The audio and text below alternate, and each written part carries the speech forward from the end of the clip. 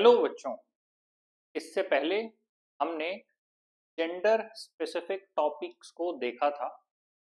इसके आगे हम देख रहे हैं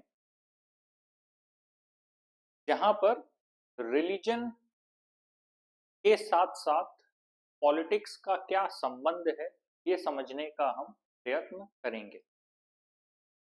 इससे पहले के लेक्चर्स में हमने समझा था कि हमेशा कॉन्स्टिट्यूशन सुप्रीम है। उसका जो रीजन है वो डाइवर्सिटी को सही ढंग से एक्सप्रेस करने में और जस्टिस प्रोवाइड करने में सक्षम है। जबकि जो भी रिलीजियस स्क्रिप्चर्स हैं वो केवल इंट्रिंसिक वैल्यूज पर बात करती हैं। मतलब जो भी ह्यूमन के इनर एस्पेक्ट्स हैं वो रिलीजन और स्पिरिचुअलिटी में डिस्कस होते हैं, लेकिन सोसाइटी के जो भी एक्सटर्नल डायमेंशंस हैं या फिर जो यूनिटी इन डाइवर्सिटी के कॉन्सेप्ट्स हैं या फिर पूरे भारत, संपूर्ण भारत की जब हम बात करें, पश्चिम से लेकर पूर्व और उत्तर से लेकर के दक्षिण, तो विविधता काफी ज्यादा है। धर्म अलग है, भाषाएं बोलियां अलग हैं, उनमें संतुलन बनाने का काम केवल संविधान ही कर सकता है। ये डिफरेंस आता है। ऐसे में जब हम पॉलिटिक्स की बात करते हैं तो पॉलिटिक्स हमेशा एक दुविधा में दिखती है। अक्सर आप देखेंगे कि जो भी पॉलिटिकल पार्टीज हैं या जो भी पॉलिटिक्स है, हम सिस्टम की बात नहीं कर रहे। जो पॉलिटिकल सिस्टम है, हम पॉलिटिक्स की बात कर रहे हैं। पॉलिटिक्स कहां पर टर्न हो जाती है? रिलीजन की तरफ, जहां पर डेमोक्रेसी का इमोशनल एस्पेक्ट जुड़ जाता है। आप अक्सर विभिन्न पार्टियों के प्रवक्ताओं को धर्म के बारे में चर्चा करते हुए सुनेंगे। वो लोग आपस में धर्म के बारे में काफी बहस करते हैं या उसके बारे में बातचीत करते रहते हैं। अलग अलग मुद्दे हो सकते हैं, कभी धर्म को विज्ञान से जोड़ेंगे तो कभी धर्म और समाज के बीच के संबंधों की व्याख्या होती है। अब यहाँ पर समझने वाली बात यह है कि क्या धर्म को छोड़ा जा सकता है या धर्म को साथ लेकर चलने की जरूरत है। तो समझने वाली बात यह है कि ना तो छोड़ा जा सकता है पूरी तरह और ना ही उसको केंद्रीय तत्व बनाया जा सकता है। इसका मतलब यहाँ पर संतुलन की आवश्यकता है कि राजनीति तो हो, लेकिन राजनीति के साथ धर्म का समावेशिता उतना ही हो जिसमें संविधान के जो मौलिक मूल्य हैं उनका क्षरण ना हो। मतलब धर्म की समावेशिता हो लेकिन संविधानवाद के साथ।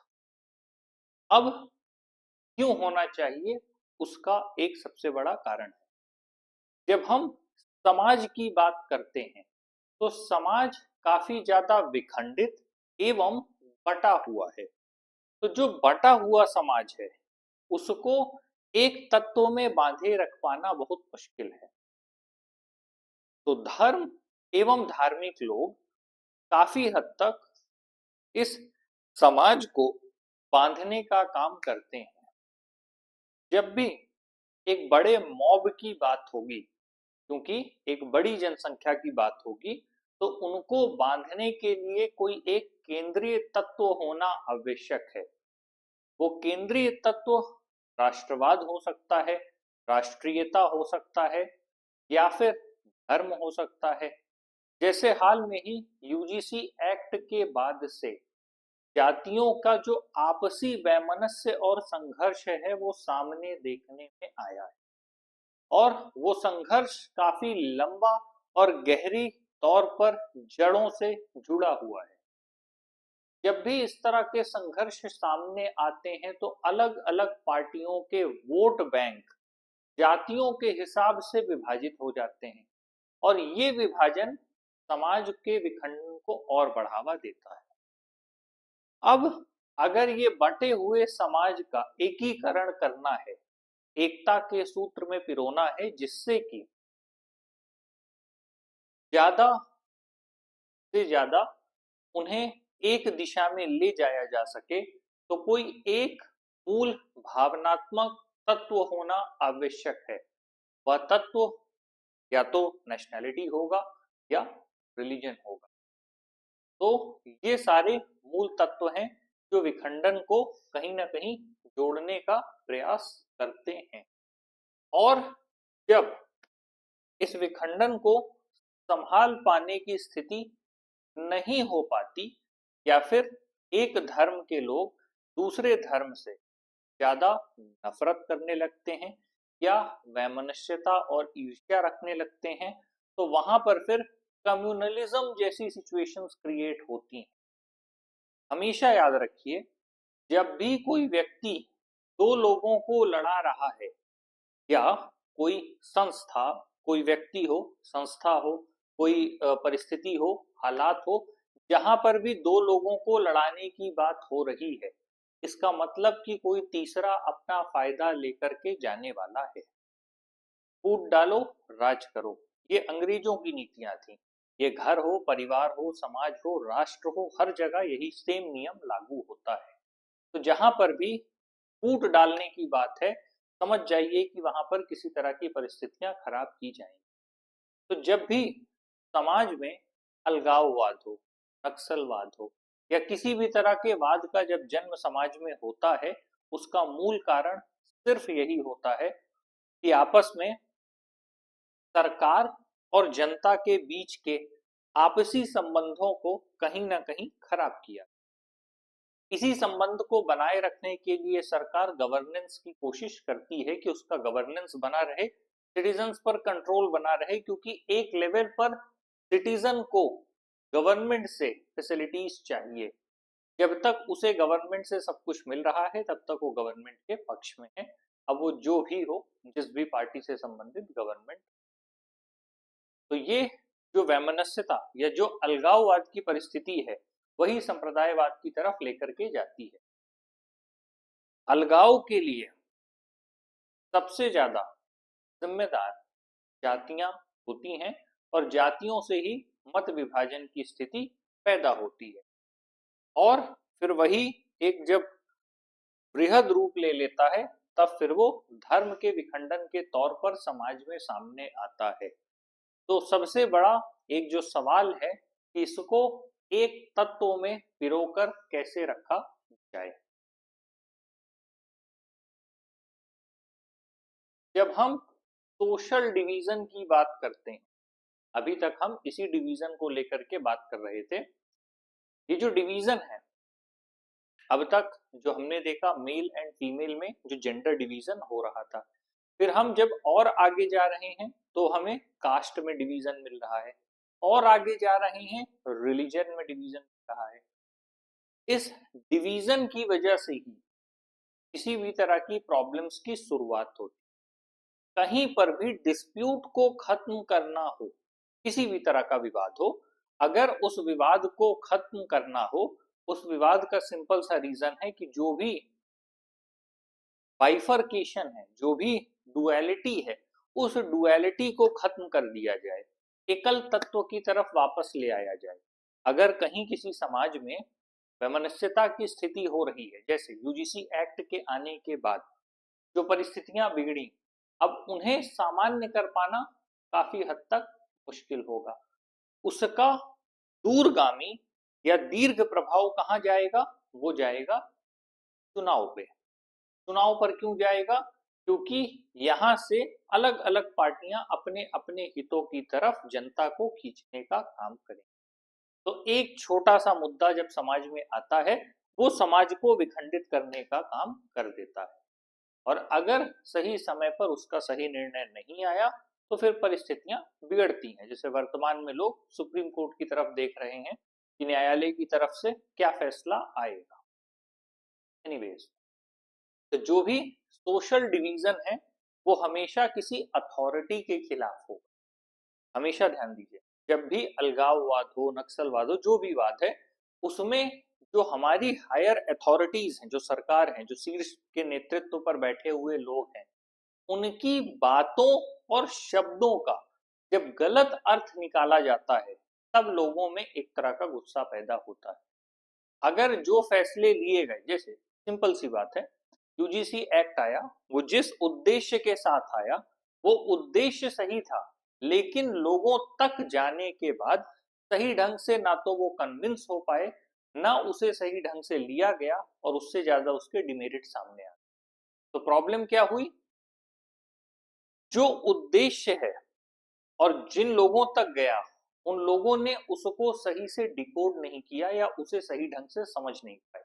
अगर उन मैसेजेस को सही ढंग से समझ लिया होता या उन चीजों को सही ढंग से समझा होता कि ये हमारे हित में लाया गया है, इसमें ये कमियां हैं और इनमें सुधार की आवश्यकता है, अगर इस ढंग से बात होती तो शायद परिस्थितियां कुछ और होती।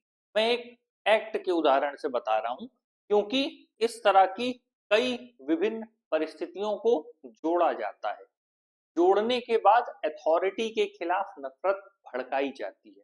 जब नफरत भड़केगी तभी वो डिस्प्यूट बढ़ेगा, वो चीजें फ्यूल होगी, सोसाइटी में डिवीजन होगा, तब किसी को मौका मिलेगा अपना खुद का आगे आकर के काम करने।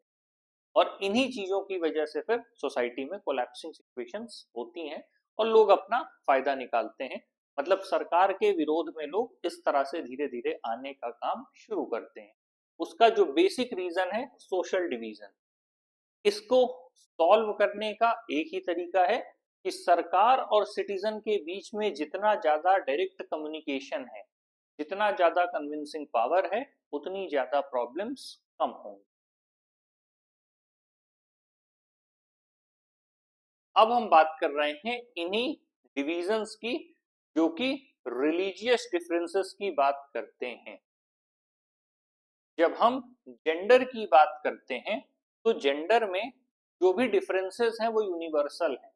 जिन भी टॉपिक्स की हमने बात की, जेंडर डिफरेंसेस यूनिवर्सल हैं, उसमें आप किसी भी तरह का चेंज नहीं कर सकते कि आप उसमें चेंज कर देंगे। चाहे वो बायोलॉजिकल रीजंस हो, सोशल रीजंस हो, फाइनेंशियल रीजंस हो, या वो आपस में किसी तरह के डिस्प्यूट्स हो, या रोल्स एंड रिस्पॉन्सिबिलिटीज को लेकर के बात हो, ये सब के सब यूनिवर्सल हैं। इन्हें चेंज नहीं किया जा सकता। और ये सिर्फ किसी एक कंट्री की बात नहीं है, ये ऑल ओवर द वर्ल्ड की बात हो रही है। ऐसा नहीं है कि बायोलॉजिकल डिफरेंसेस को लेकर के सिर्फ इंडिया में ही बात हो रही है। वो अमेरिका में भी हो रही है, वो यूरोप में भी हो रही है, वो हर जगह हो रही है। चाहे फिर वो नॉर्थ कोरिया हो, साउथ कोरिया हो, चाइना हो, चाहे वो इधर की तरफ रशिया या जितने भी आयरलैंड, नीदरलैंड देश हैं, तो हर जगह एक ये चर्चा लगातार चलती रहती है मेल और फीमेल को लेकर के। और अपने अपने आजादी के मायने सबके हैं, उसके अनुसार लोग अपने जीवन का निर्वहन करना चाहते हैं। तो जब हम जेंडर डिवीजन की बात कर रहे हैं तो ये यूनिवर्सल है।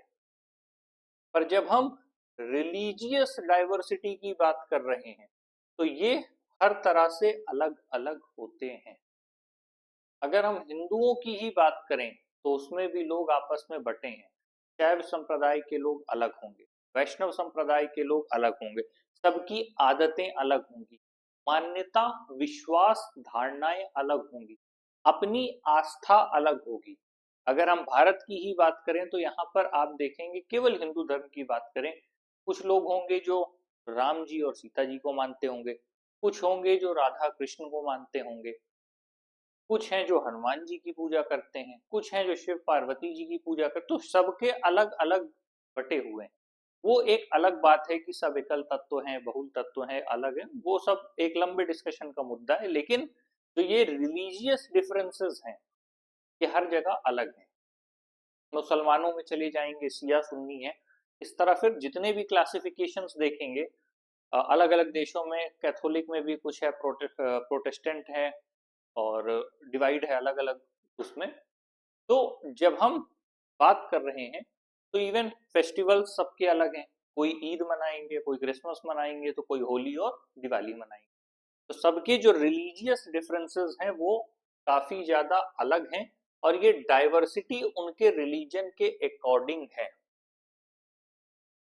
और अगर हम केवल इंडिया की ही बात करें तो इतनी बड़ी पॉपुलेशन में अलग अलग धर्मों को मानने वाले अलग अलग लोग हैं, सबके अपने अपने फॉलोवर्स हैं, या एक ही धर्म में अलग अलग संप्रदाय बटे हुए हैं, उसके अपने फॉलोवर्स होते हैं। जब हम नॉर्दर्न आइलैंड के केस में बात करते हैं जहां पर अधिकांश लोग एक ही रिलीजन के हैं। आपको ऐसे भी देश मिलेंगे जहां पर सिर्फ एक रिलीजन के लोग हैं। जब हम अपनी बात करते हैं तो हमारे देश में डाइवर्सिटी है। अब हम और पीछे अगर जाकर के पढ़ेंगे पार्टीशन की सिचुएशन, जब हम जिसे होलोकॉस्ट बोलते हैं, या उस विभाजन के समय बहुत से लोग यहाँ से पाकिस्तान गए, पाकिस्तान से लोग भारत आए, एक लंबा नरसंहार का दौर देखना पड़ा, या 1971 में जब बांग्लादेश बना तो पाकिस्तान का अलग होना, बांग्लादेश का अलग होना, और फिर जो जनसांख्यिकीय परिवर्तन हुए, जिस तरह का विभाजन के बाद अगर जातियों में बात करें, धर्म में बात करें, संस्कृति में बात करें, आचार विचार व्यवहार में बात करें, तो वो सारी चीजें हैं। जैसे नेपाल अलग देश है, लेकिन बॉर्डर के आसपास के लोगों की आपको संस्कृति एक जैसे मिली। आप अगर पश्चिम बंगाल की बात करें और बांग्लादेश के पास की बात करें, तो जो लोग बॉर्डर के होंगे आप पाएंगे कि लगभग लगभग संस्कृति एक जैसी, यहाँ तक कि खान पान, रहन सहन, ओढ़ना पहनना, उठना बैठना, बात करना सब एक जैसा है। तो बॉर्डर की स्थिति देखेंगे, इसीलिए कई बार फिर जब भी प्रवासियों की समस्या होती है, शरणार्थियों की समस्या होती है, रोहिंग्या जैसे मुद्दे सामने आते हैं, तब फिर अलग अलग मुद्दों को लेकर के बातचीत शुरू होती है। लेकिन भले बॉर्डर पॉलिटिकल बाउंड्रीज डिवाइड करती हैं, लेकिन बहुत सी चीजें लगभग एक जैसी हो जाती हैं। और ये चैलेंज तब बन के सामने आते हैं जब किसी एक तरफ रहने वाले व्यक्ति की स्वामी भक्ति दूसरी तरफ को होने लगती है, तब ये सरकार के सामने चुनौती का मुद्दा बनते हैं। अब यहां पर बात हो रही है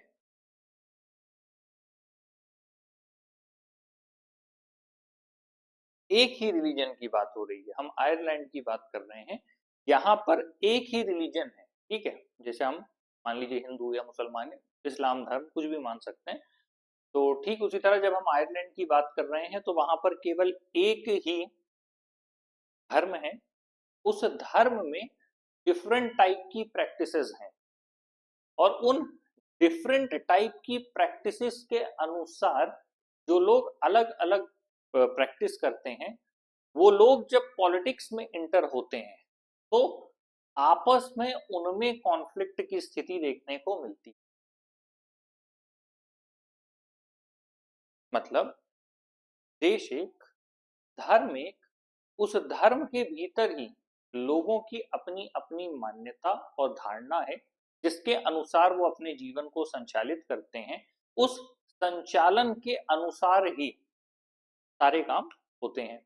लेकिन जब वही लोग पॉलिटिक्स में, बेसिकली पॉलिटिक्स का मतलब क्या है, पॉलिटिकल पर्सन कौन है? पॉलिटिकल पर्सन वो हैं जो हमारा या हमारी, हम जैसे आम जनता का प्रतिनिधित्व करते हैं।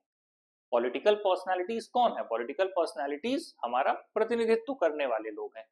तो जब जो लोग हमारा प्रतिनिधित्व कर रहे हैं उसमें अलग अलग मान्यताओं, विश्वास और धारणाओं के लोग होंगे, तो उनमें भी आपस में कॉन्फ्लिक्ट होता है, और उस कॉन्फ्लिक्ट की वजह से डिसीजन मेकिंग कहीं ना कहीं प्रभावित होता है। तो यहाँ पर रिलीजन का इम्पैक्ट पॉलिटिक्स में बताया है। मतलब अल्टीमेटली अगर आप बात करें, लोकसभा की ही बात कर रहे हैं, तो लोकसभा में भी अलग अलग लोग हैं और उनके अपने अपने पॉइंट ऑफ व्यू हैं। अगर हम जेंडर की ही बात करें, मेल और फीमेल के टॉपिक को ले लें, तो अगर जितने भी हमारे सांसद महोदय हैं, तो उन सबकी सोच एक ही मुद्दे को लेकर के अलग हो सकती है, क्योंकि जो उनका एक्सप्रेशन है सबका अलग होगा। हो सकता है किसी को लगे कि मेल को एम्पावरमेंट की जरूरत है और दूसरे पक्ष को लगे कि नहीं, मेल को जरूरत ही नहीं है, केवल वीमेन सेक्शन को एम्पावर्ड होना चाहिए। ये एक डिफरेंस थॉट प्रोसेस में आ सकता है। तो ठीक उस तरह जब हम बात करते हैं कि यहाँ पर एक ही रिलीजन के जो लोग हैं सारे, उसके बावजूद भी जो डिफरेंसेस हैं, तो जब वो पॉलिटिक्स में एक्सप्रेस होंगे तो वो अलग अलग तरह से एक्सप्रेस होंगे, साथ में कॉन्फ्लिक्ट जनरेट करने के चांसेस हैं। अब हम इसे और आगे जाकर के देखेंगे। गांधी जी, गांधी जी को तो खैर हर व्यक्ति जानते हैं, क्योंकि नोट में छपे हैं तो लोग कैसे नहीं जानेंगे। आजकल वैसे भी उसी की कीमत लोगों के पास बची है। एनीवेज, जोक अपार्ट, जब हम गांधी जी की बात करते हैं तो उन्होंने जो वैल्यू सिस्टम इस कंट्री को दिया वो सबसे डिफरेंट था। उनके सोचने का तरीका, उनके पॉइंट ऑफ व्यू, जिस तरह से उन्होंने डायरेक्शंस प्रोवाइड किए। एक लीडर की सबसे बड़ी क्वालिटी ये होती है कि वो क्या डायरेक्शंस देते हैं। डिसीजन से ज्यादा डायरेक्शन मैटर करता है। अगर एक डायरेक्शन सही है, उस डायरेक्शन में लोग बढ़ रहे हैं और रिजल्ट मिल रहा है, तो अल्टीमेटली जो लोग समाज में उनसे जुड़े हैं वो अपने को सफल महसूस, क्योंकि कहते हैं ना कि लीडर वो नहीं है जो लोगों के आगे चले, लीडर वो है जिनके पीछे लोग चलना खुद पसंद करें। और वो तभी होगा जब एक proper way of direction provide किया जाएगा। जो शीर्ष पर बैठे नेता हैं या जो भी लोग नेतृत्व कर रहे हैं, तो वो एक तरह से 140 करोड़ लोगों को साथ लेकर के चल रहे हैं। उनके ड्रीम्स, एम्बिशंस, एस्पिरेशंस, उनका फ्यूचर, सब कुछ उनके हाथ में है।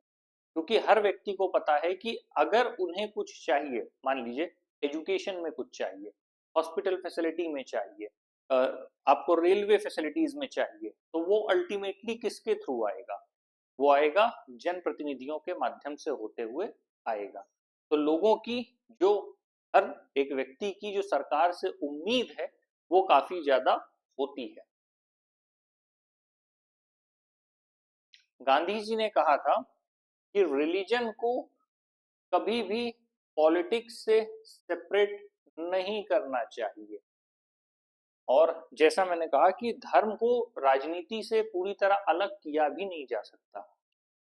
धर्म से राजनीति संचालित होने लगे, ये कभी नहीं हो।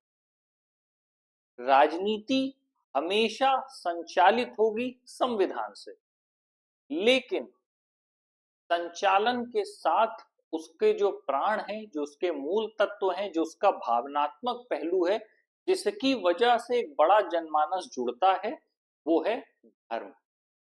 तो धर्म को अलग नहीं किया जा सकता, लेकिन धर्म को छोड़ा भी नहीं जा सकता, लेकिन धर्म से संचालित भी नहीं हुआ जा सकता। धर्म को साथ रखना है, लेकिन संविधान से संचालन है। जब वो बात करते हैं रिलीजन की, तो वो पर्टिकुलर रिलीजन की बात नहीं कर रहे, ना कि हिंदुइज्म और ना ही इस्लाम। अब यहां समझने वाली, अभी इसीलिए बात आई ना कि पहला विभाजन जेंडर को लेकर के है, दूसरा विभाजन कास्ट को लेकर के है, और थोड़ा ऊपर चले गए, मान लीजिए कि आपको इस पूरा ये देश है, ठीक है, ये देश है, आपको इसे एक तत्व में बांध के रखना है, एक केंद्रीय तत्व में, तो वो क्या होगा? तो नीचे से बटा तो पहले जेंडर है, फिर कास्ट है, फिर आपका आ गए रिलीजन है, रिलीजन से भी ऊपर आ गए फिर नेशनैलिटी है। तो जब नेशनैलिटी से पूरे को बांध दिया आपने, तो आपने पूरे राष्ट्र को एक केंद्रीय तत्व से जोड़ दिया। ये स्थिति होनी चाहिए, इसी से आप सबका एक साथ सबको लेकर के चल सकते हैं। एक ऐसा एज, एक ऐसा फ्रेम जो सबको साथ लेकर के चलने की बात करता हो। अब इसीलिए उन्होंने कहा, क्योंकि अभी मैंने क्या कहा कि रिलीजन से संचालित नहीं हो सकते, नहीं तो यहां से भी डिवाइडेशन हो जाएगा, क्योंकि हिंदुइज्म मानने वाले लोग अलग हैं, देश के 14% लोग इस्लाम, तो इसीलिए नेशनैलिटी सब मानेंगे। अब और आगे गांधी जी कहते हैं हिंदुइज्म और इस्लाम के बेस्ड पर रिलीजन नहीं। अब यहाँ ये रिलीजन को ब्रॉडर कंटेक्स्ट में लेकर के आ रहे हैं। जब हम रिलीजन की बात करते हैं तो अक्सर हम जिस रिलीजन से हैं, या जब हम बहुसंख्यक हैं, तो हम अपने को उस हिसाब से सोच लेते हैं। लेकिन रिलीजन के कंटेक्स्ट में किसी एक रिलीजन की बात नहीं हो रही। अगर आप ऐसे हर एक रिलीजन को लें, हिंदू है, इस्लाम है, बौद्ध है, जैन है, अगर आप सबको लें और सबका एक एक केंद्रीय तत्व निकालना शुरू करें, तो आप पाएंगे चाहे वो सिख हो, पंजाबी हो, मतलब जितने भी रिलीजन आप सब कर लेंगे, आप पाएंगे कि जो सबका मॉरल वैल्यू और कंपस है वो एक ही है। मतलब अगर किसी भी धर्म को आपने निचोड़ा तो ले दे के आपको एक ही चीज मिलेगी। तो रिलीजन से नहीं, रिलीजन की जो मॉरल वैल्यूज हैं उसके अकॉर्डिंग पॉलिटिक्स को रन करना चाहिए, यहां पर इसकी बात कही गई है। Moral values that inform all religions,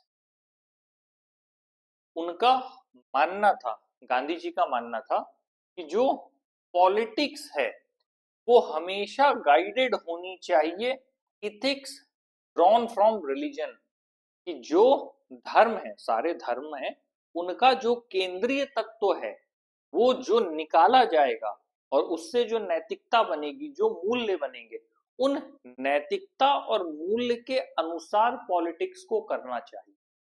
politics को इसी मॉरल वैल्यूज से ड्रिवन होना चाहिए, क्योंकि सामान्य तौर पर जो भी शीर्ष पर बैठे लोग हैं उनकी जो छवि है उससे देश के अधिकांश लोग प्रभावित होते हैं। वो हमारे लिए, आम जनमानस के लिए, बच्चों के लिए, बड़ों के लिए, सबके लिए एक प्रेरणा स्रोत का काम करते हैं। तो जब हम प्रेरणा स्रोत मान के चलते हैं, एक इंस्पिरेशन मान के चलते हैं, अपना आइडल मान के चलते हैं, तो हम ये एक्सपेक्ट करते हैं कि जो उनके एक्शंस होंगे वो हमेशा मॉरल वैल्यूज के अकॉर्डिंग होंगे, और इसीलिए हमेशा बेदाग छवि के लोगों को पसंद किया जाता रहा है। ये सबसे बड़ा कारण है। भारतीय राजनीति और विदेश की राजनीति में ये फर्क है। अमेरिका जैसे देश में जो राष्ट्रपति हैं, ट्रंप जैसे लोगों पर कई तरह के आरोप देखने को मिल जाएंगे। अभी हाल में ही जिस तरह की परिस्थितियां हुई पिछले कुछ समय में, मुश्किल से एक हफ्ते में, एक फाइल्स पब्लिक में अपीयर हुई, उस फाइल की वजह से कुछ चीजें बाहर आई तो एक विरोध देखने को मिला। लेकिन फिर भी वहां की स्थिति ऐसी है कि जनता ने उनको बनाए रखा, क्योंकि वो, ऐसा क्यों हो रहा है, क्योंकि वो बाजार आधारित अर्थव्यवस्था से संचालित होने वाला देश। जब भारत की बात होती है तो वो मूल्य आधारित संस्था है। यहाँ पर मूल्यों को ज्यादा महत्व दिया जाता है, आदर्श को ज्यादा महत्व दिया जाता है। ये बहुत डीप डाउन टॉपिक्स हैं, कभी पॉलिटिकल साइंस में डीप में देखेंगे। कहने का मतलब, गांधी जी ने ये कहा कि जो पॉलिटिक्स है वो सभी धर्मों का जो मूल तत्व है, जो मॉरल वैल्यूज है, जो इथिक्स है, उसके अकॉर्डिंग पॉलिटिक्स को रन करना चाहिए। यही सबसे बड़ा बेस लाइन है।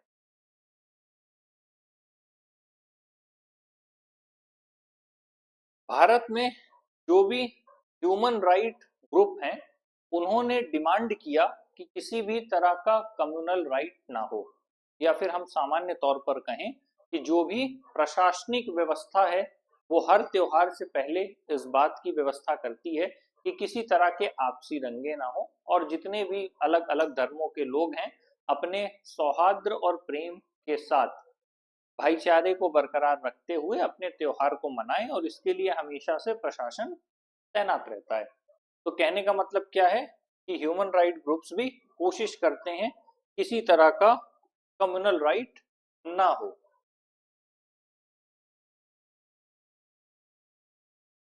जब हम बात करते हैं women's movement has argued that family laws को लेकर के हमेशा से बड़ी विवाद की स्थिति रही है, क्योंकि एक चार दीवारी के भीतर कानून का हस्तक्षेप इतना आसान काम नहीं होता है। जहां पर दो लोगों के मध्य संबंधों की व्याख्या हो, भावनात्मक, मनोवैज्ञानिक, शारीरिक, मतलब फिजिकल भी है, मेंटल भी है, इमोशनल भी है, साइकोलॉजिकल भी है, फाइनेंशियल भी है, और साथ में रिप्रोडक्शन राइट्स और बच्चे और बाकी सारी चीजें एड ऑन है। तो ऐसी जगहों पर लॉस को डिस्क्राइब कर पाना काफी ज्यादा मुश्किल हो जाता है, क्योंकि छोटे छोटे बारीक इंस्टेंसेस बाद में क्राइम में कन्वर्ट होते हैं। इन सब के बीच में बहुत मुश्किल होता है कि जो अलग अलग रिलीजन है उनके हिसाब से कानून भी अलग है। जैसे ट्रिपल तलाक को लेकर के बीच में फैसले कुछ आए थे। तो जब हम बात करते हैं अलग अलग धर्मों के अनुसार, वहां पर महिलाओं के साथ डिस्क्रिमिनेशन देखने को मिलता है और अक्सर इस चीज को लेकर के मांग उठती है समान नागरिक संहिता हो या फिर सबके लिए एक तरह से हर धर्म के व्यक्ति के लिए समान कानून होने चाहिए।